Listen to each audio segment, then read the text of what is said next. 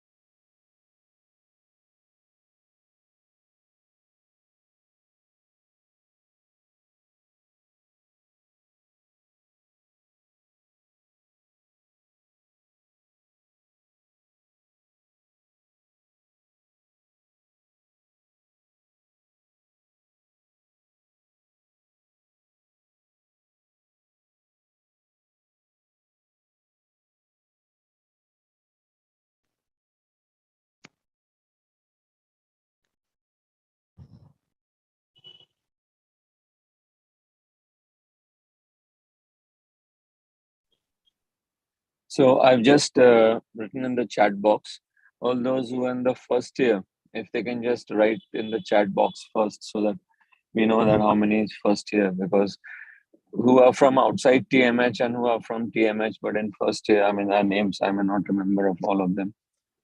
Just, I think because we are starting after a long time, so people are still sort of getting used to um, joining at 8:30. We'll wait for a few more minutes.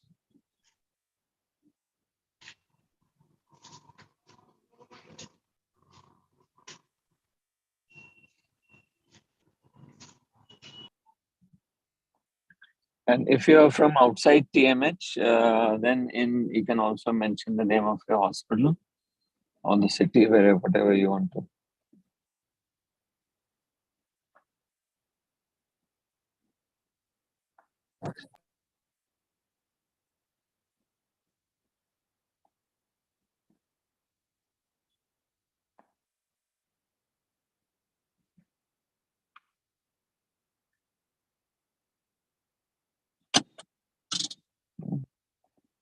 We have a first year from Apollo, Kolkata, Dr. Arko Prabha Mitra.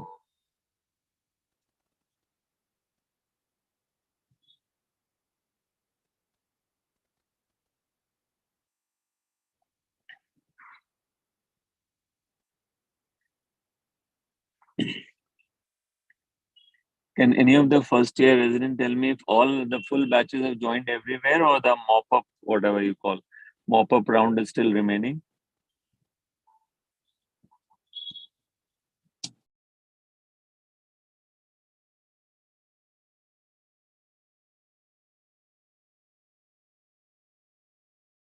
If you don't want to speak, write in the chat box.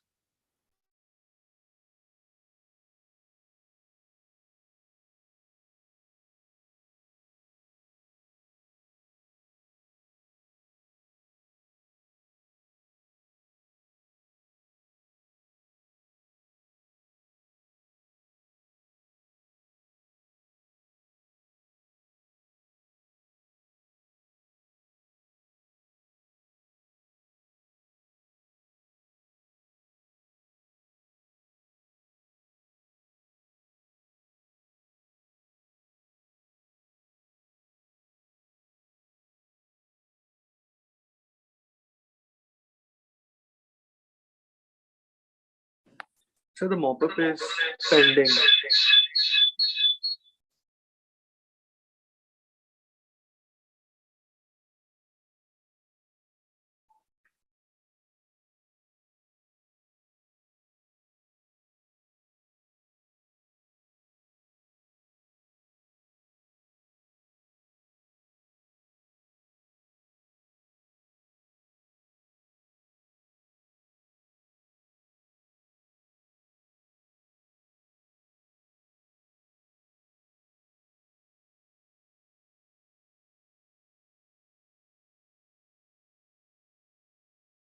The other thing, is there a group of DNB students anywhere? Do you know, from Kolkata? Because I believe in other disciplines, there's a large number of DNB trainees, and they have a structured training and lecture series. For RT, is there anything like that? Do you know?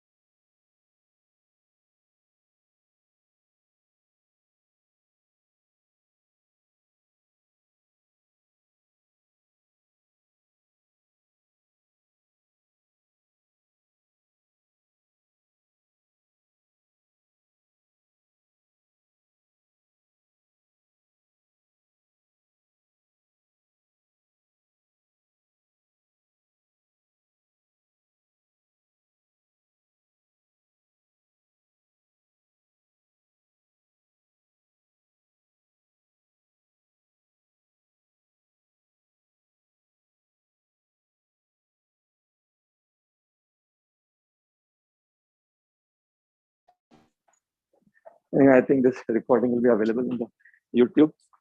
You can share with the first year in other colleges. So I think I'll start.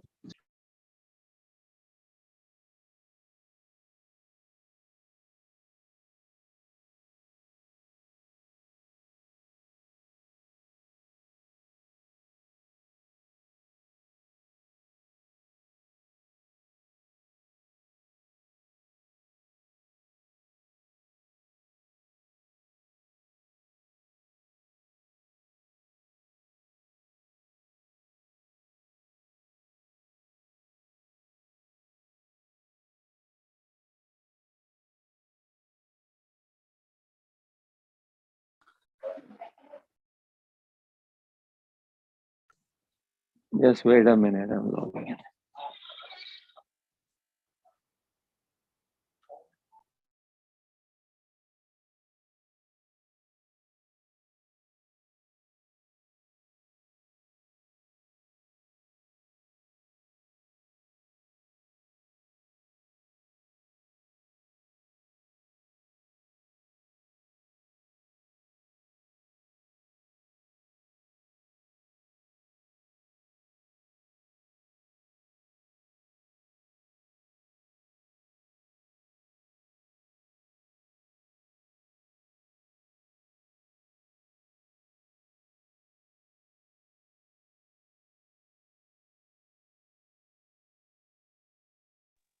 There is something within the hospital also. Wi-Fi said the best is your phone hotspot.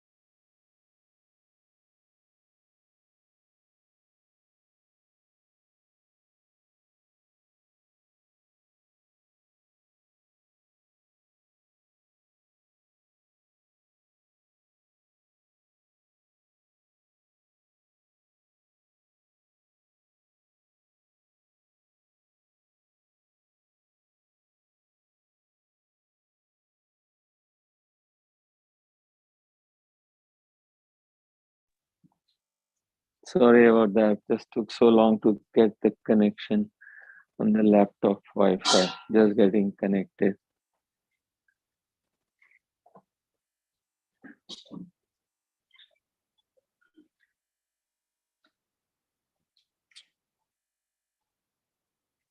So there are at least 10 to 15 first year residents I can see. And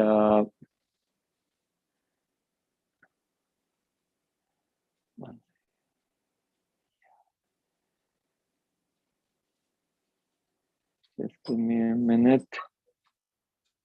Sorry about this. I wasn't very well organized. The link was not on my email, only on the WhatsApp, which I can't open in my laptop. Okay, so this is something to learn. Oh, you always have the WhatsApp link also. I mean, the meeting link also on your email. Sometimes your WhatsApp will not. Oh,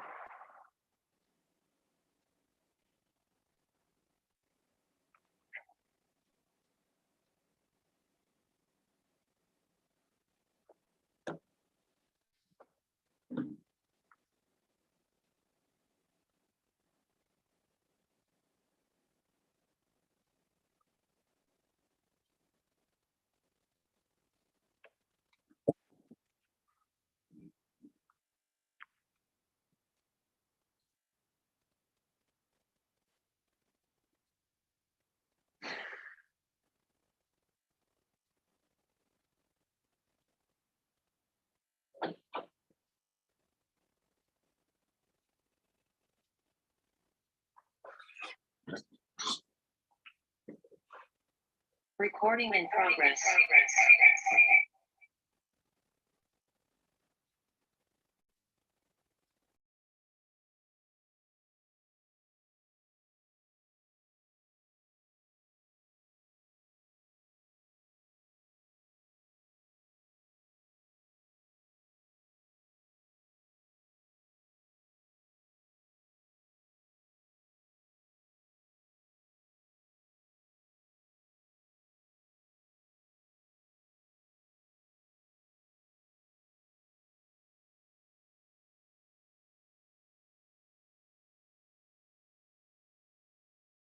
Mute. It was mute. So okay.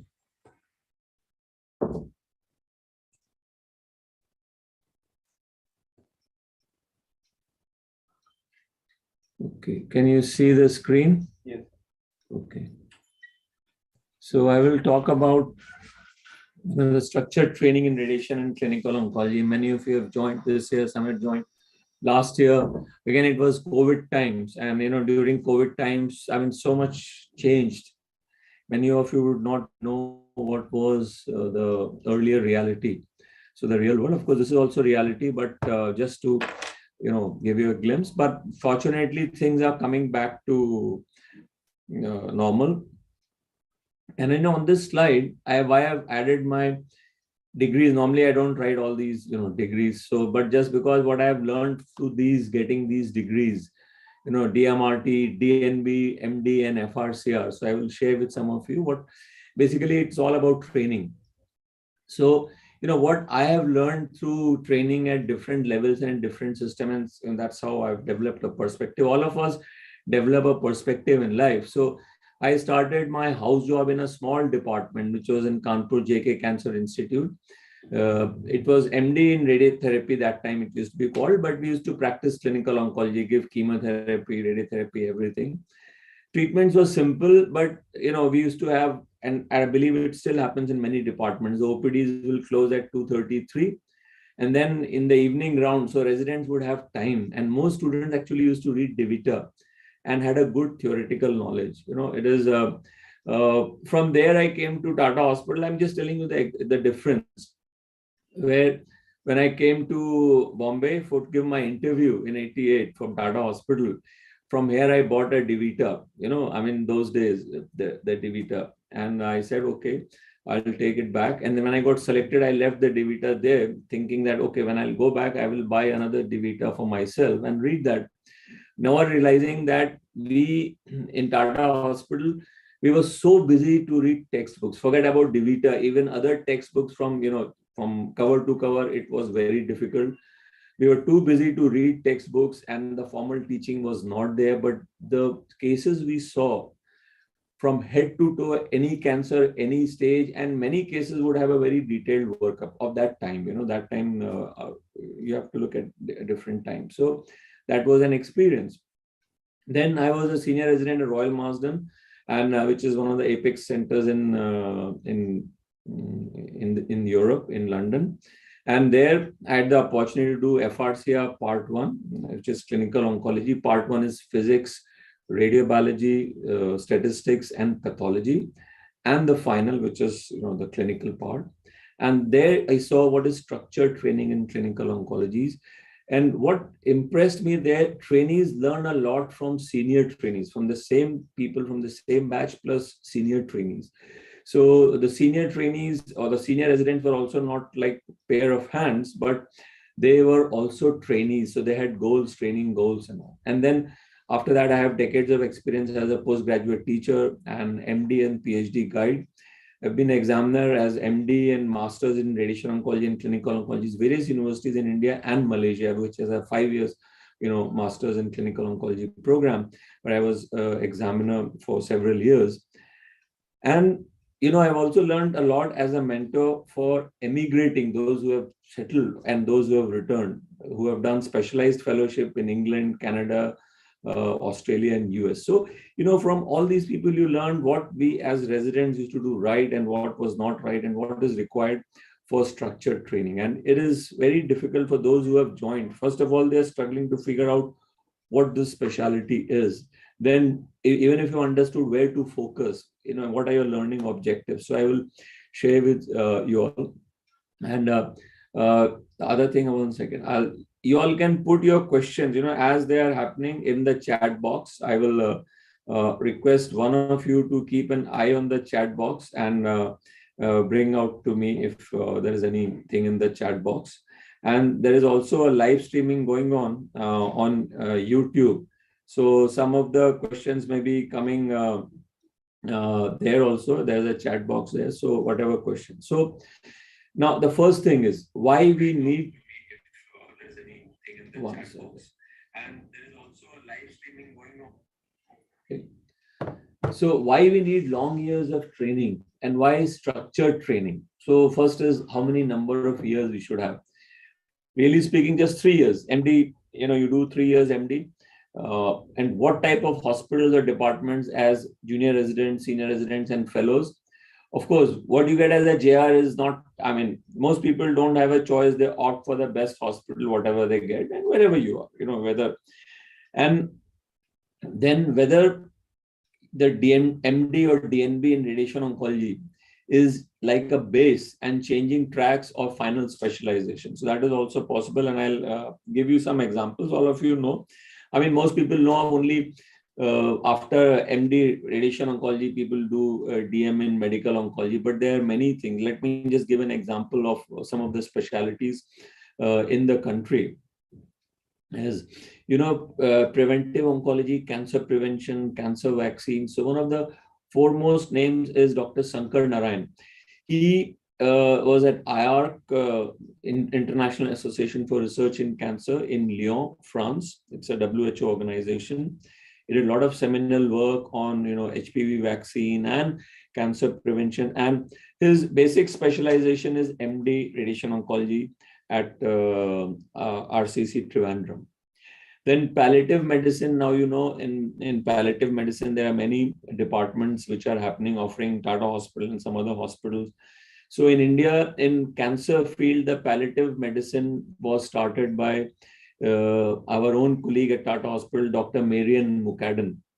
She again is MD radiotherapy from AIMS, and she was a consultant radiation oncologist. And while working as a radiation oncologist, she started palliative medicine in our hospital. Now there's a program and it is running. It is very important. We know that. No one will deny the importance of that. Then cancer genetics. I started cancer genetics in Tata Hospital, which was the first in India. Unfortunately, it's still the only one.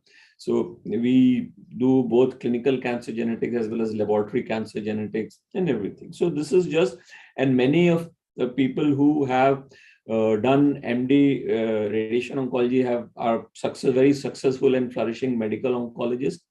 In addition, there are people who have joined industry in developing, because industry also needs people who have oncology background. So some of them very early on, they had joined industry and they're now very senior position as advisors and not just consultants. So they develop the program for the industry, the portfolio and many things, so they have joined industry.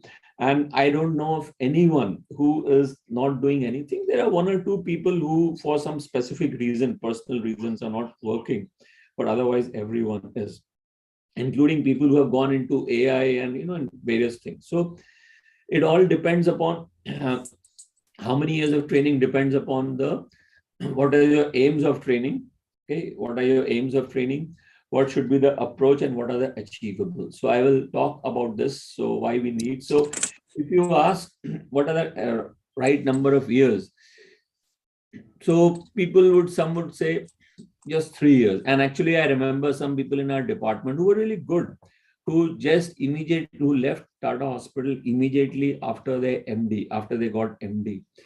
And if they were good, we thought that, no, you should spend some more time. You should hone your skills, you gain your confidence, but they were very sure. And there must have been personal reasons, we do not know. And so they left.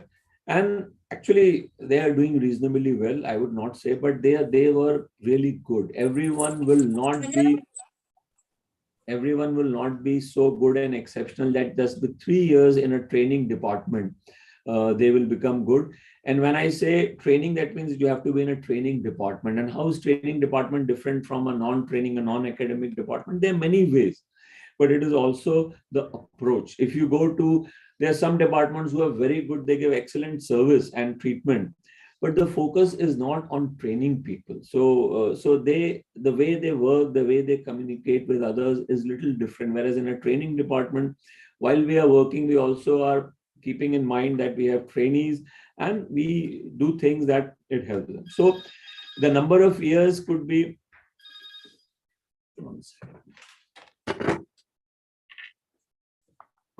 so the number of years could be minimum 4 years. I mean, I think nothing short of 4 years. It should be preferably 6 years is ideal, but everyone is not, have the luxury to spend 6 years in training. 4 years, I would say, is minimum. 5 years is really good, if you have spent 5 years in training, and 6 years. And why 6 years? Because, sometimes if you want to join a training department later on in academics or as a faculty, then right now there's a requirement that you have experienced 3 years as a senior resident and in a training post. So that is important. So your number of training, and the longer you spend, then the better it is. And then fellows, one is junior resident, senior resident, and fellows. Actually, in UK, there's senior residents and residents, or registrars and senior registrars, because someone could ask, okay, where is the resident then? There's a junior resident, senior. So these are registrars and senior registrars. And in many departments like ours, we have a chief resident who has additional responsibility, and it's also an acknowledgement of your contribution and what we feel your potential and skills are. Then fellows. So fellowship, specialized fellowship in certain things, like it could be in SBRT, and could be in, in uro-oncology, it could be in specific fields.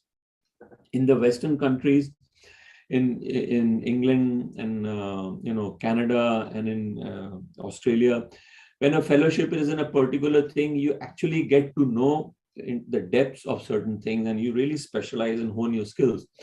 Unfortunately, in our country, the fellowship may have certain things, or a project fellow or a research fellow in something, but many times they have to do many things, sometimes mundane things, and don't go into depth. So the concept of fellowship is not very well evolved in India and most of the other low and middle income countries, but there is a need. And I think there should also be counter pressure from trainees that we have joined as a fellow in this particular thing. This is what we want to learn. And I think it is cultural also. In most of the Asian countries, Asian and African countries, the culture is whatever the senior says, you have to just do that, whether it is right or wrong. But I think we have to, for academics and for training matters, because you train only once in your life, full structured training, and then of course you learn on the job and you do continuous medical education. So that is important. So this is very important. And at some stage in your career, when you have joined, you in the first year, second year, I think your goal has to be very different. You don't have to think what will be my final destination, where I'll be working. This is a different thing. Then I think in terms of understanding why you require structured training, it's very important to understand those who have joined first year. So they are at a loss because of physics and other things. So what finally are radiation or clinical oncologists expected to do in their post-training professional life when they become a consultant or a faculty member? Of course, there's always a transition period when you are neither a faculty or a consultant, or you are a trainee. You feel that you are ready or not ready. And why I've written many places radiation stroke oblique clinical oncologist, because while some countries like England and some other Commonwealth countries have a formal recognition of a clinical oncologist, which basically all non-surgical treatments for cancer, except for some very intensive chemotherapy or like a transplant, that kind of myeloablative chemotherapy, they do all kinds of things. And that's what I had training at the Royal Marsden Hospital, UK. Malaysia, where I was an examiner, their masters in clinical oncology, and some other countries where they actually practice as clinical oncologists, in many African countries and many Asian countries. In India, although the clinical oncologist degree is not in clinical oncology, but many radiation oncologists actually traditionally practiced as clinical oncologists and continue to practice. In some places, you may not have a medical oncologist. A medical oncologist is visiting just once a week or twice a week to do the OPDs and give consultation or provide a prescription or verify, ratify the prescription. And some places that just don't exist. And some places both exist. And this is a little tough war, but I think amicably it has to be sorted out. And like in the UK, they have medical oncologists as well as clinical oncologists. So that is what we do. The unfortunate thing is many radiation oncologists don't want to practice chemotherapy, but if they are working in a department where there's no medical oncologist, so at least the concurrent chemotherapy or concurrent adjuvant treatment, concurrent therapy they give, and neoadjuvant and adjuvant if they have a medical oncologist is given by them. So, but whether you are a radiation oncologist or a clinical oncologist, and I also, when I say clinical oncology, that means you understand the clinical aspects of oncology. So that is also another way of looking at it. So what you do, I think the first thing is the clinical duties. When you are a practicing consultant, but things don't just, they start with clinical duties, but they don't end with clinical duties. So our main clinical duty is to diagnose cancer patients, stage them well, treat them well, follow up and rehabilitation of cancer patients. Then our academic responsibilities, these are responsibilities. So training postgraduate residents, physicists, technologists, nurses, etc. So if you are in the academic department, and actually some people feel that if they're not in the academic department, they don't have any responsibility. Our specialty is such that we always work as part of a team. So whether you are in an academic department or not, you always have mentoring responsibility. You may have to mentor juniors, you may have to mentor your own specialty, physicists, residents. As you become senior, you'll have to do that. There's no choice. Then research, sometimes it is an interest, sometimes it's an obligation, and that could be in therapeutics, cancer therapeutics, technology development and assessment, radiobiology, genetics, patient-reported outcome measures, PROMs, and artificial intelligence. And the list is growing. I've just added AI because where you'll be interested in, we do not know. I think now in 5-10 years time, a lot of you will be working on AI. So you have to see that you have the basics right. Then administrative responsibility. So when I'm talking about structured training, like in the UK, during your senior residency, when you are a senior resident after you have obtained your FRCR, in the last 2-3 years before you become a consultant, you go through 2 courses where you're taught about administration and those kind of courses. So it is considered that this is important part of your training. Here you just learn by our mistakes or others' mistakes, or we just thrown at the deep end and then we try to learn and swim. And many of you, actually, I know people who have gone from Tata Hospital, and within a year or two, either they were setting up a new department, or the first job they changed, their responsibility was just getting a new department or setting up new department. So it's a huge, setting up a department, and then not just setting up a department, running cost efficient services. So this doesn't come intuitively because there's so many things your physicist or tech will tell you, this is required. You have to manage the space, you have to manage people, and you have to finally, you cannot be a loss-making unit, even whether it's a government or whatever, because your cost will keep on increasing, your budget will not increase. So this is something which you have to learn. And then finally, cancer prevention and policy, because the hospital, so it could be at the level of hospital, the state, national, international level policies on cancer prevention, treatment, palliative care, cancer research, and making guidelines. So as I mentioned, the example of Dr. Sankar Narayan, who was a radiation oncologist and then went into cancer prevention. There's another radiation oncologist, Dr. Abhishek Shankar, who's was in AIMS, and now I think in Patna, AIMS Delhi, and then Patna. So there are many people. So in our country, in India, if you know, there is a national cancer registry, and there is a NCCP, National Cancer Control Program. So these were started many decades ago, and the stalwarts in radiation and clinical oncology of those days, they led a major role in developing that, because medical oncology had not developed as a specialty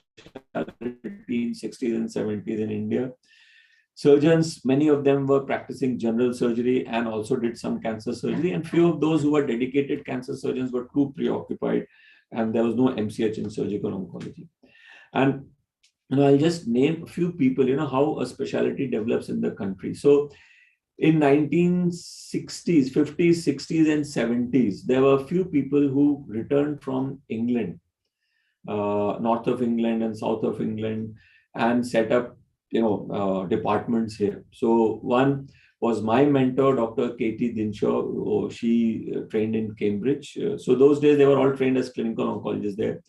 Then Dr.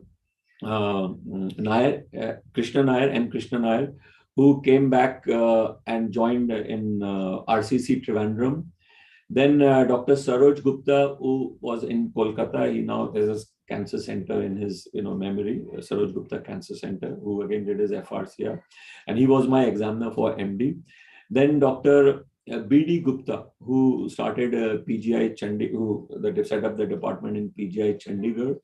There was one Dr. Urmil Sharma in AIMS many years ago. So these were, 5 or 6, and there are some other names. I mean, I can't offhand, remember all the names. So apologies to those great people who came back to India in 1960s, 70s, and 80s and set up departments. So they all of them, because they have gone through the Royal College of Radiologists, which is in clinical oncology, and they set up departments. So, and they were all clinical oncologists. So they started structured or a proper multidisciplinary teams. And like I tell you, example, in Tata Hospital, we talk about DMG, disease management groups. The first disease management group or the joint clinic was started by Dr. Dinshaw in 2 specialties. One was in gynec oncology, in JC we used to say when we were resident, and other was in lymphoma. So lymphoma clinic, we used to say, lymphoma clinic and the gynec clinic. So lymphoma clinic was with medical oncologists, and the gynec was along with the surgeon. So the stalwarts, they set up the department, and that is how it has grown. And they also provided the major impetus to the National Cancer Control Program. And initially, it was not, a lot of it was about providing telecobalt machines, about pain relief, about morphine availability. So a lot of things happened.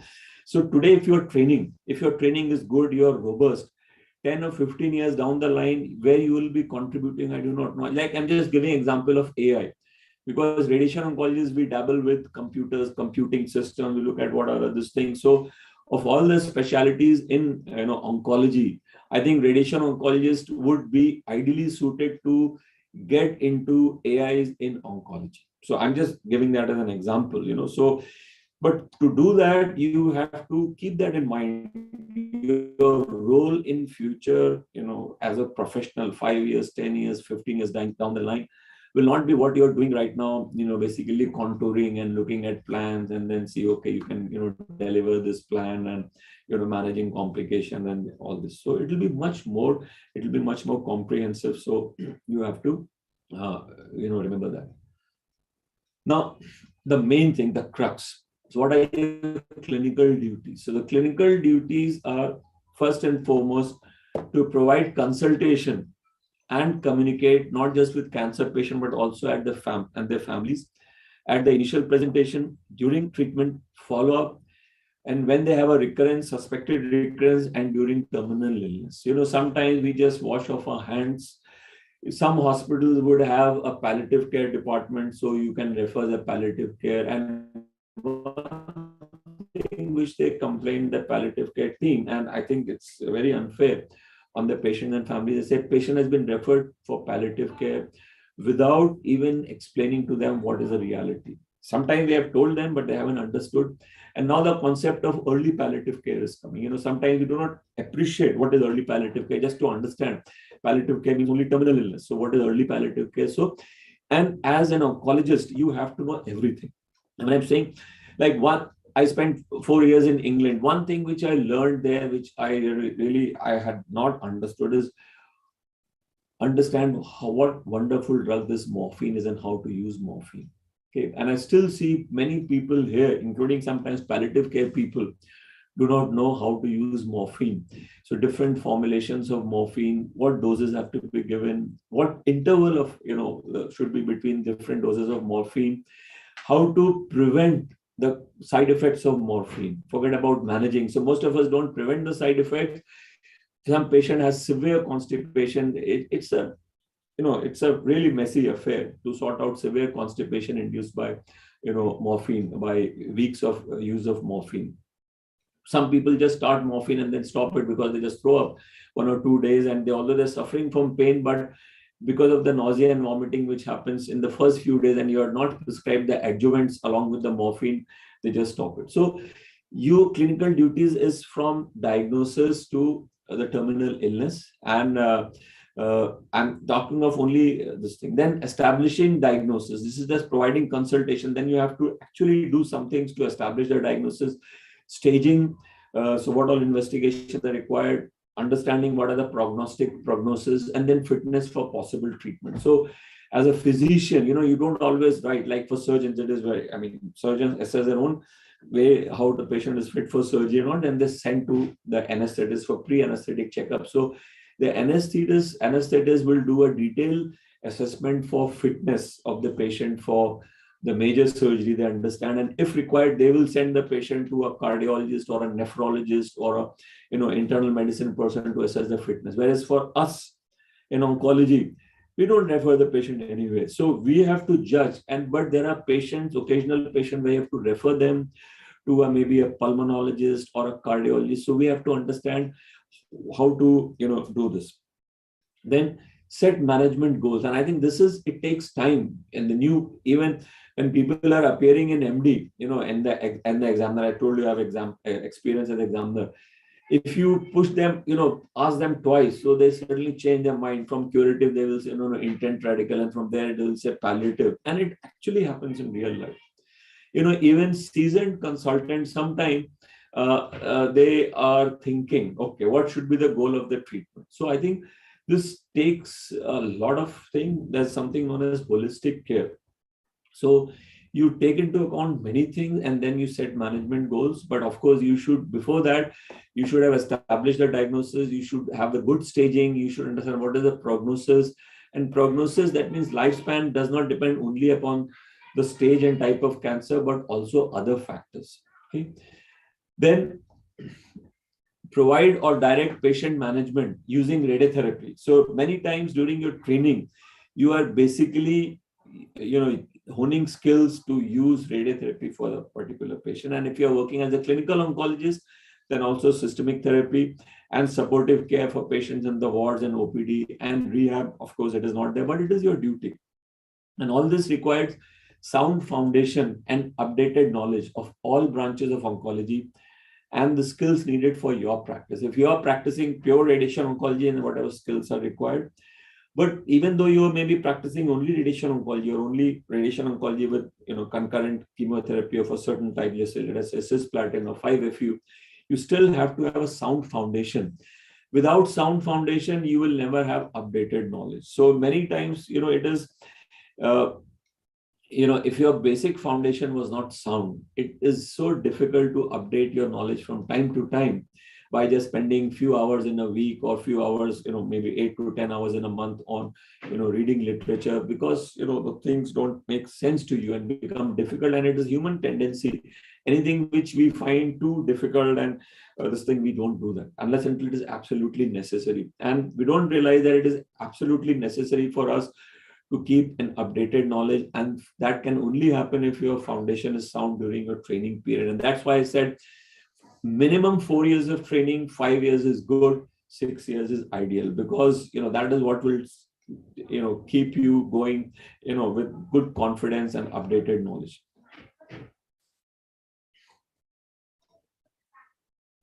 Okay. Now, so other thing is about academic responsibility. So academic responsibility, you may not be in a training department, but as I mentioned, you will always be a mentor to someone. You will never have a single, person department. So to postgraduate residents, to physicists, to technologists, nurses, and other paramedics. And mind you, we always look at acknowledgement. Even a first-year resident who has joined your department, within a month or two, can judge you what kind of clinician you are. You may be a professor, what type of clinicians you are, how you take clinical decisions, what kind of skills you have, what kind of knowledge you have. And you have to mentor them. So, and physicists, one thing I would say, I mean, we call them medical physicists. Okay, so sometimes some places they're called as hospital physicists or medical physicists.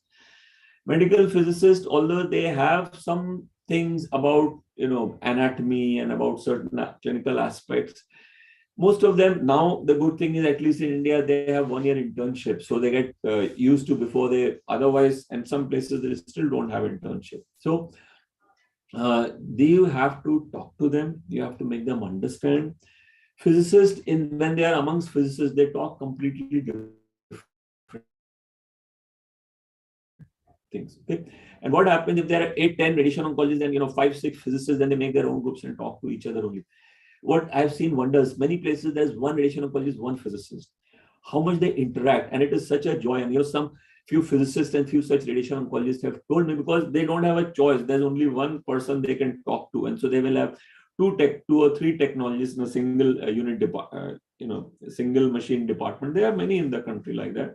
So they have 2 or 3 technologists who are busy on the machine, and 1 or 2 physicists, and maybe 1 or 2 radiation oncologists. And in ACTREC many years ago, about 10-15 years ago, it was a similar sort of situation. So the amount of interaction you had with physicists, and that is really wonderful. When I was a resident in Tata Hospital, we used to have a lot of this thing, because we used to do 2D planning or a 3D planning for not just for external beam, but also for brachytherapy. So we used to take orthogonal X-rays, and we have to decide what is the central plane on those orthogonal X-rays, and decide what should be the loading, what is the basal dose rate, what is the reference dose rate. So you work, when you one physicist and radiation oncologist work together, we learn a lot from each other. So it is part of your mentorship. And if you are senior, the physicist would expect you to explain to them what is clinically relevant.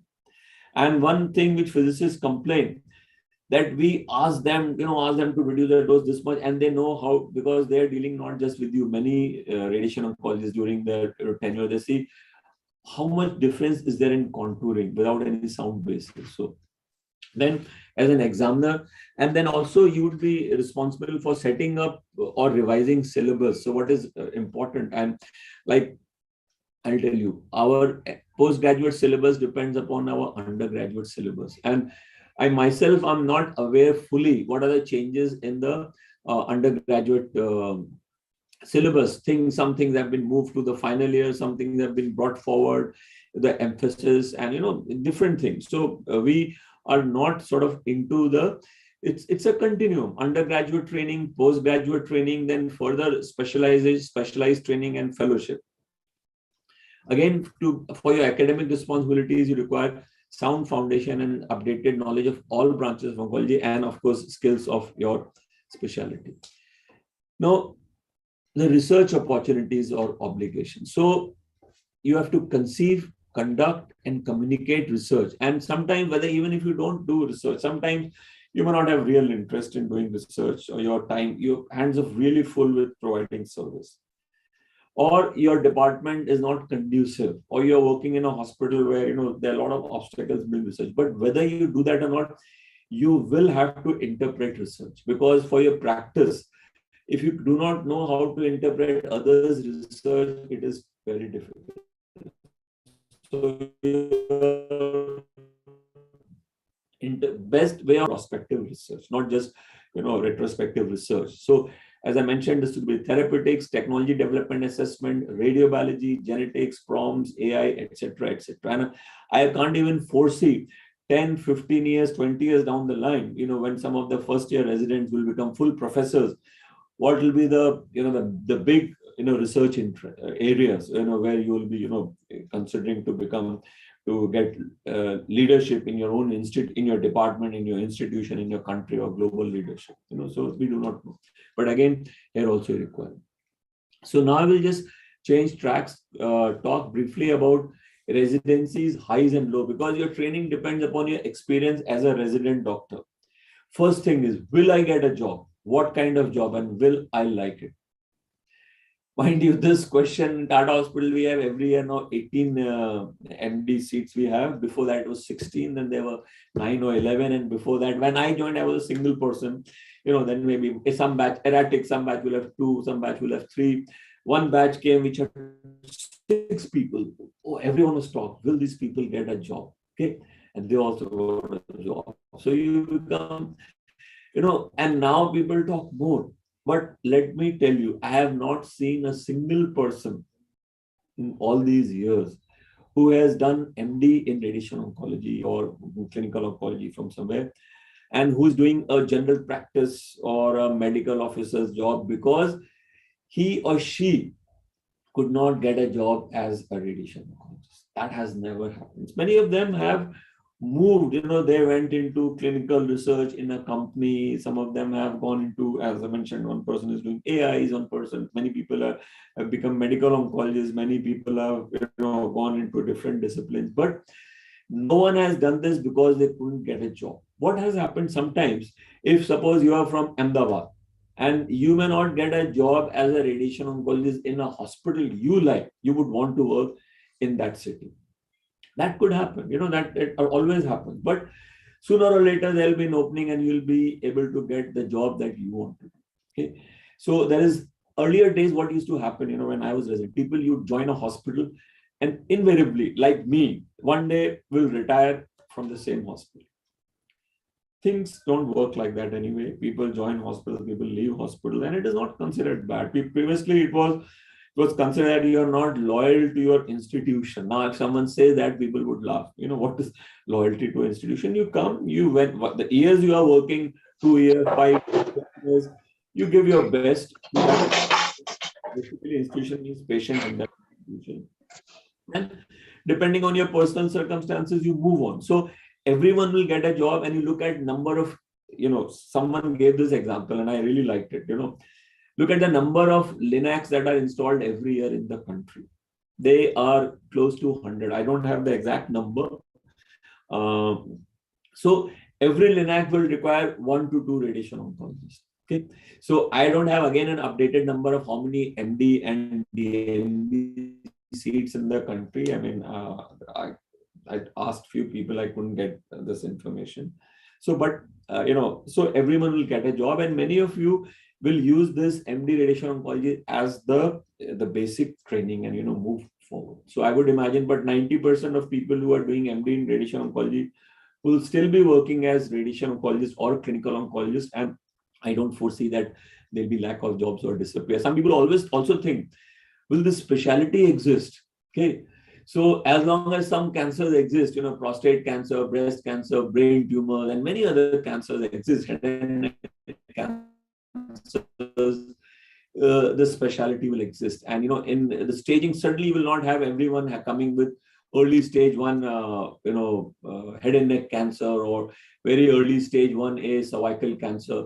So all these diseases do require radiation, and despite the advances in systemic therapy and targeted therapies, there is a major role of radiation oncology, both in adjuvant setting, in current adjuvant, concurrent, as definitive, and in palliative. So the specialty will exist, and all of you will get jobs. The kind of job, you may not get that kind of job which you like immediately as your first job, but I think if you are in the right track and with this thing, and you're well trained, and that's where training matters.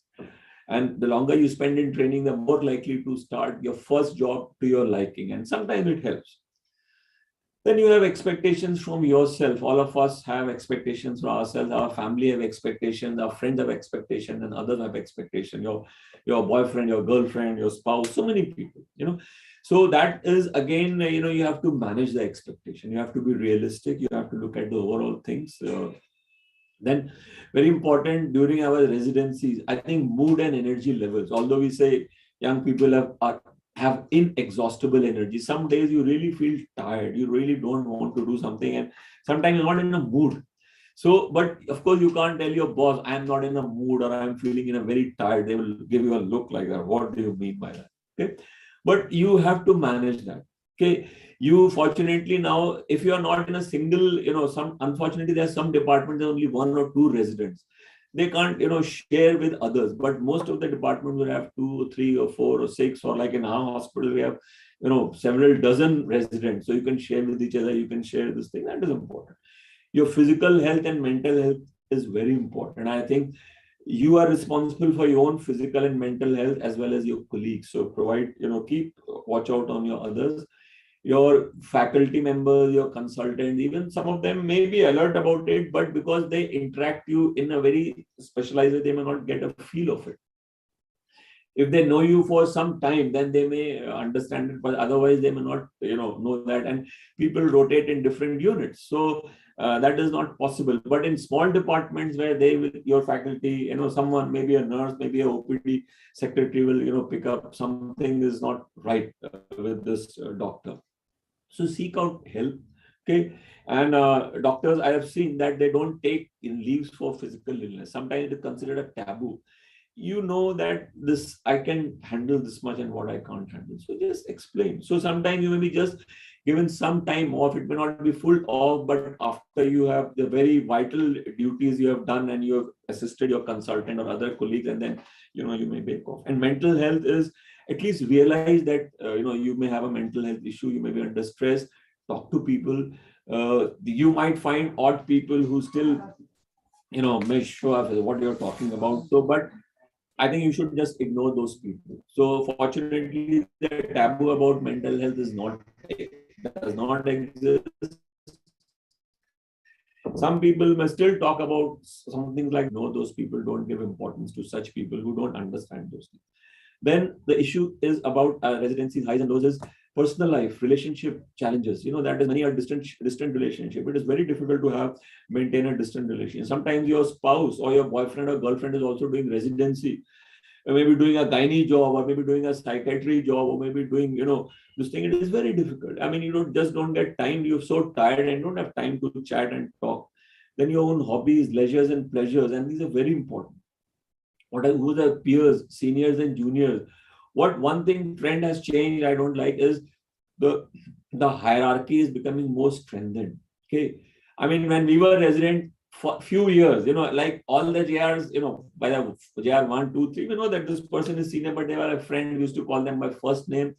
Now, I mean, I'm surprised people are called sirs and madams amongst residents. I mean, it was unthinkable. If we had a senior resident, we'll never call them sir. We will like say Dr. So-and-so. We'll add the prefix of doctor. Okay. Then, so that is something. So because that relationship has also become little. So what I've seen is what has really gelled well is the bonding within a batch. So I think people within a batch, and you make friends for life. That is a wonderful thing which has happened in the bonding within a batch. But I think that is insufficient, grossly insufficient. So there should also be much more interaction between batches, between so-called juniors and seniors. The challenges, the burden that you have for your thesis, dissertations, projects, papers, seminars, audits, presentation, believe me, all the faculty members, they understand that. They may not acknowledge that because they say that, they want to push you more. They say, okay, they throw you at the deep end and you learn to swim. Okay. And because through all these things, you are learning also. So that is one thing. Then, as I mentioned, making friends for life. I think that is the best thing you will get out of residency. You will make such wonderful friends.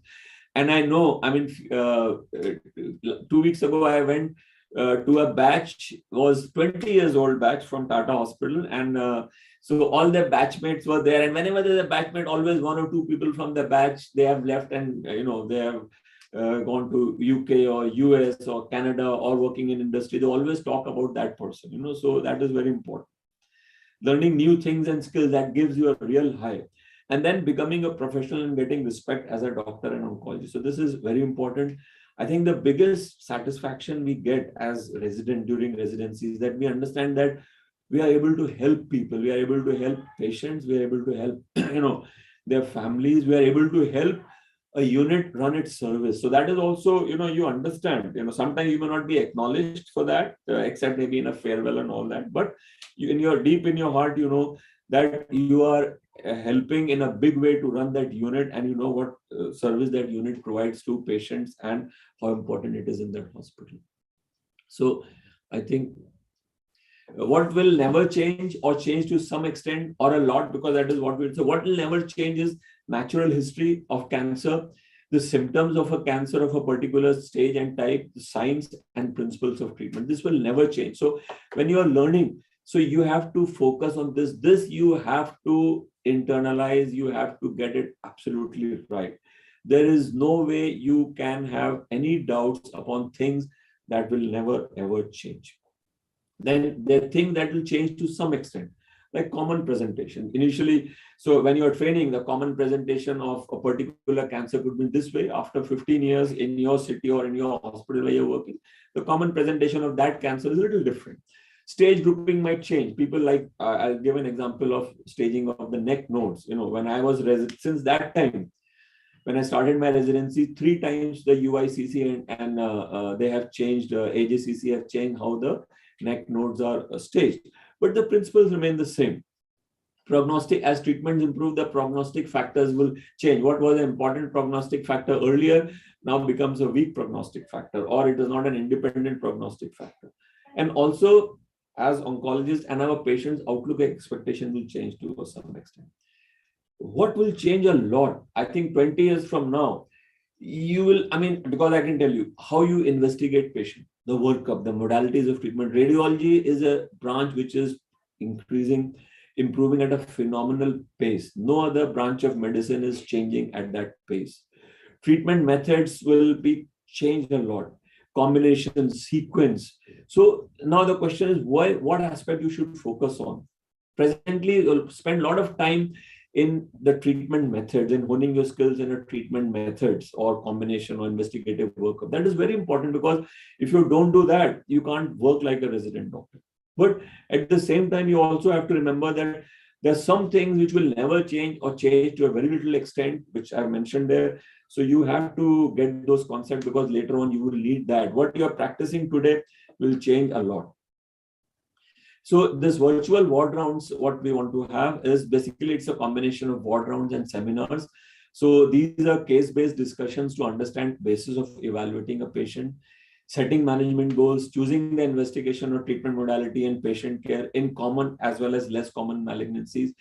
And we want to bring out, and there's also followed by discussion to bring out the principles of treatment, of individual treatment like radiation, radiotherapy or combined modality treatment, the physics of radiotherapy, radiobiology of radiotherapy, biology, genetics, biomarkers. Like give an example, if you're talking of skin cancers.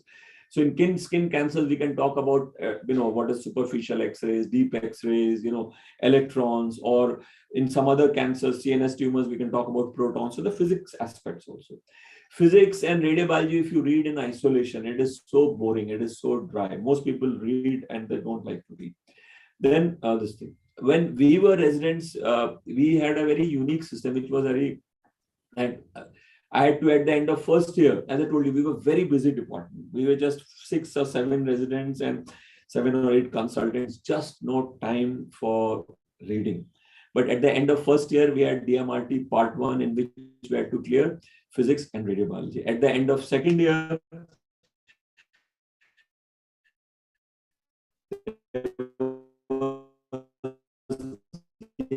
DMRT final, in which we have to full all.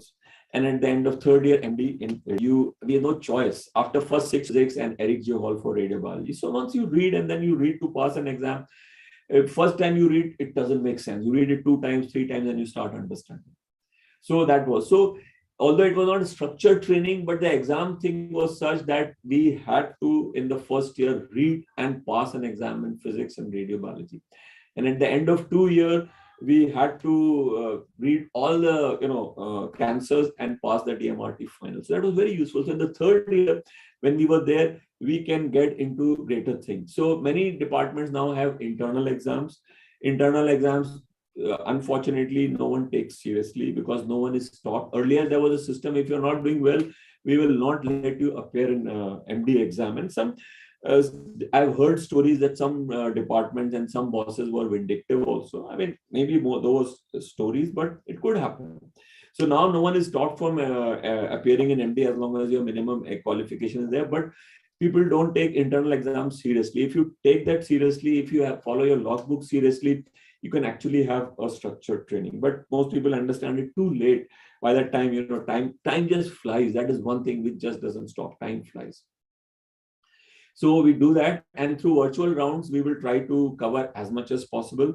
And I also want, what I want is that every month we should have one of the discipline which is focusing not just on clinical, but some aspect of physics or radiobiology is also covered in that, or something else. We would also want residents from other departments other than Tata Memorial Hospital to also present their cases. And we also want, there are some departments who don't have a LINAC, or they have a LINAC which doesn't have an MLC, or you can't do image guided radiotherapy. So they also treat patients, and they treat reasonably well. Okay, so they should also present. And we also, so in constraint setting, how do you treat that patient? Okay, so that all those aspects we want to bring out. And if there is any, I'll stop sharing my screen. Any of the resident would want to say anything? I haven't seen the chat box.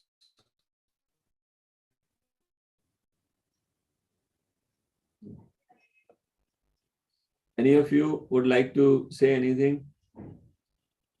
No? Again, see, the other thing, this is culture. You all should basically speak up, ask questions. So this is, it is not good to be so hierarchical and not even ask questions. You should, I mean, you may not challenge your faculty, but you can always, ask questions. You can always have queries you could ask. The one thing I would want to mention, which doesn't happen.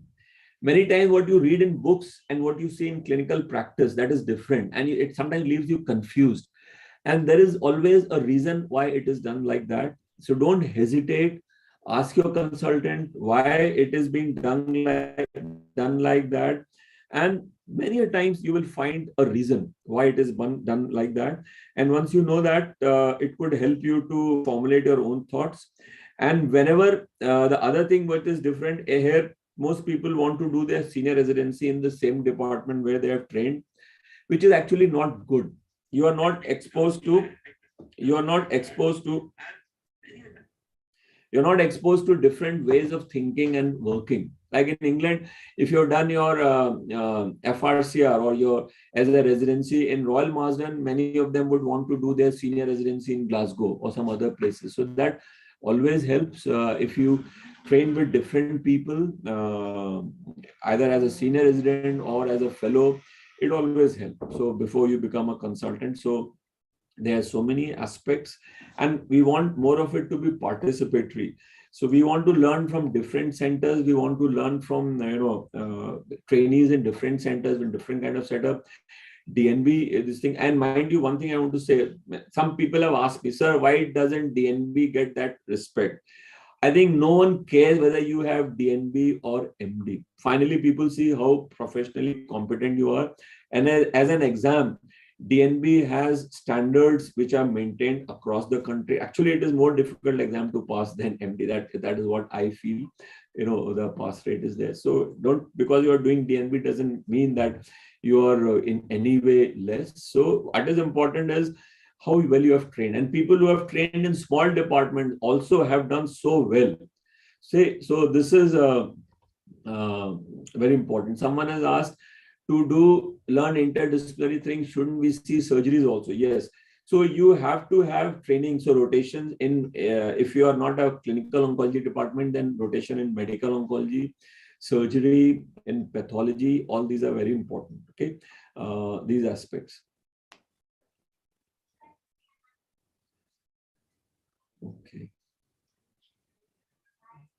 Okay. Any other question? No? Any of the faculty is here, wants to say anything?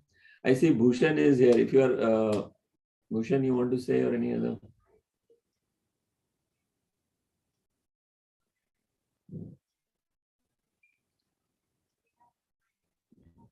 Okay. So anyway, this will be on the YouTube. So those who could not attend this thing will share the link on the YouTube, and then you can share it with others. On the Telegram group, we have now close to 700 members, just short of 10, 15, short of 700 members. Thank you. Thank you. We'll close the meeting.